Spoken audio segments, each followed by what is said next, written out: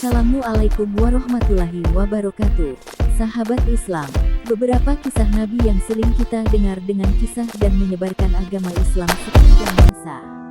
Inilah kisah Nabi Daud beserta mukjizatnya. Bubu, Nabi Daud adalah seorang nabi keturunan Nabi Ibrahim yang ke-12. Nabi Daud adalah ayahanda dari Nabi Sulaiman, salah seorang nabi yang begitu dikenal karena luasnya ilmu dan kerajaan yang ia miliki.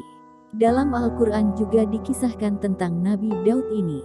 Seandainya Allah tidak menolak keganasan sebahagian umat manusia dengan sebagian yang lain, pasti rusaklah bumi ini. Awalnya, Bani Israel itu tidak mau menerima kedatangan Daud, waktu itu belum diangkat jadi nabi. Bani Israel mereka merasa sosoknya lebih rendah dari kaum Bani Israel. Raja mereka, Talut, juga sempat agak meragukan dengan sosok pemuda ini.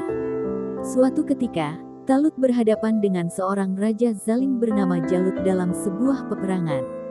Kerajaan Jalut ini begitu besar, sedangkan kerajaan Talut sendiri berkali-kali lipat lebih kecil. Raja Talut memang terkenal lihai, ia lantas memerintahkan Daud yang cekatan dan terkenal lihat, serta tangkat untuk memimpin pasukan. Berkat kecerdikannya, pasukan itu berhasil memukul mundur raja zalim itu.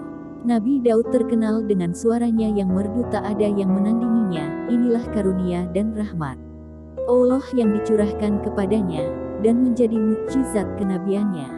Soal suara indah Nabi Daud, saking bagusnya suara Nabi Daud, ketika beliau membaca kitab Zabur, maka orang yang mendengarnya saat sakit yang sakit jadi sembuh. Air dan angin pun menjadi tenang, burung-burung serta bukit-bukit memuji Allah. Selain itu, besi dapat menjadi lunak dan ia dapat membuat benda-benda yang bermacam-macam yang ia kehendaki dengan izin Allah. Nabi Daud pun wafat dalam usia 100 tahun lebih 6 bulan, dan dimakamkan di Baitul Maqdis. Wallahu a'lam.